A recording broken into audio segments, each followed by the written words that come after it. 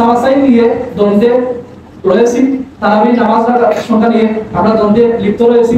আর ওইদিকে ফিলিস্তিনে আমাদের মাজলুম মুসলমান ভাইদেরকে ইসরায়েলি ইহুদি বাহিনীরা, দুশ্চরিত্ররা এই নৃশংসভাবে গণহত্যা করতেছে, আমাদের মা বোনদেরকে ইজ্জত নষ্ট করতেছে। তো আমরা কি করতেছি? ছোট ছোট মিলাদ মাহফিল, তাবলীগ, দাওয়াত, এগুলোর মাসলা নিয়ে কি আমরা সারা বছর পড়ে থাকবো আর তারা আমাদের ভাইদেরকে শেষ করে দিবে? এগুলো নিয়ে আমাদের চিন্তা করা দরকার। এতে কিছুদিন আগে রাসূলুল্লাহ সাল্লাল্লাহু আলাইহি ওয়াসাল্লামের 40 বছর পর নবুয়ত প্রকাশিত হয়েছিল। এর পূর্বেও তিনি নবী ছিলেন। এমনকি রাসূলুল্লাহ সাল্লাল্লাহু আলাইহি ওয়াসাল্লাম নিজে বলেছেন যে তিনি আদম আলাইহিস সালামের রূহ এবং দেহে, যখন রূহ দেহের মধ্যে প্রবেশ করানো হয়নি তখন থেকে মুহাম্মদুর রাসূলুল্লাহ তিনি নবী, তখন থেকে তিনি নবী। 40 বছর বয়সে তিনি নবুয়ত প্রকাশিত হয়েছিল না, এটাই তো। কিন্তু শায়েখ আহমদুল্লাহ সাহেব উনি বিজ্ঞ একজন আলেম, ওনার অবদানকে আমরা কখনো অস্বীকার করতে পারবো না। ওনার মাধ্যমে অনেক ভালো কাজ হচ্ছে, আলহামদুলিল্লাহ। আল্লাহ তার হায়াতকে দারাজ করুন, হায়াত দান করুন, এবং এই নিরিমের জগতে ওনার শ্রেষ্ঠত্ব আমাদের মধ্যে প্রকাশিত। অতএব তার অবদানকে স্বীকার করে তার প্রতি সম্মান বোধ রেখেই আমরা বলছি।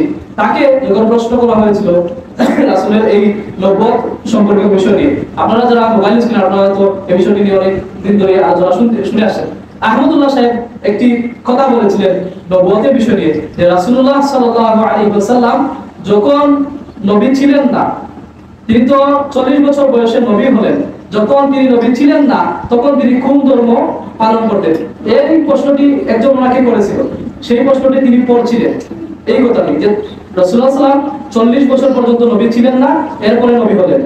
মূলত কথাটা এভাবে বলা উচিত ছিল যে রাসূলুল্লাহ সাল্লাল্লাহু আলাইহি ওয়াসাল্লাম 40 বছরের আগেও, পূর্বেও, আসমান জমিন সৃষ্টির আগেও নবী ছিলেন, কিন্তু 40 বছর বয়স পরে ওনার নবুয়ত প্রকাশিত হয়েছে। এর পূর্বে নবী ছিলেন, কিন্তু কুরআন এসেছে ওনার কাছে 40 বছর বয়সে, নবুয়ত প্রকাশ হয়েছে। ওনার বলার একটা মিস্টেক হতেই পারে, মানুষ কিন্তু ফেরেশতা নয়, ওনার ভুল হতেই পারে। তিনি নিজেও বলেন যে আমি তো একজন মানুষ, আমার ভুল হতেই পারে, স্লিপ হতেই পারে।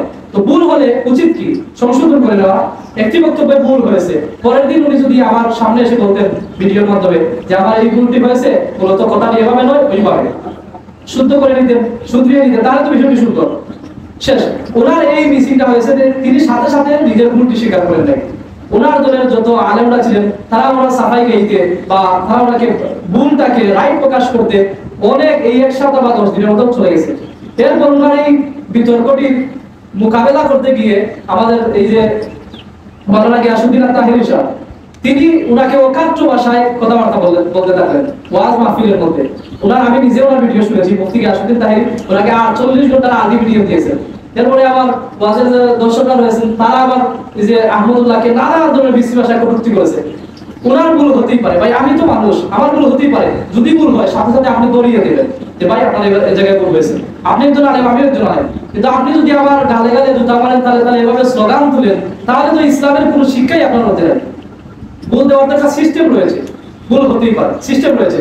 তো দুই পক্ষকেই এটা বোঝা উচিত যে ভুল সবার হবে, আর ভুলগুলো আমরা সুন্দরভাবে, যার ভুল হয়েছে সে সুন্দরভাবে ভুলটা গ্রহণ করবে এবং এই ভুলকে পরিত্যাগ করে তার ভুল স্বীকার করে শুধরে নেবে।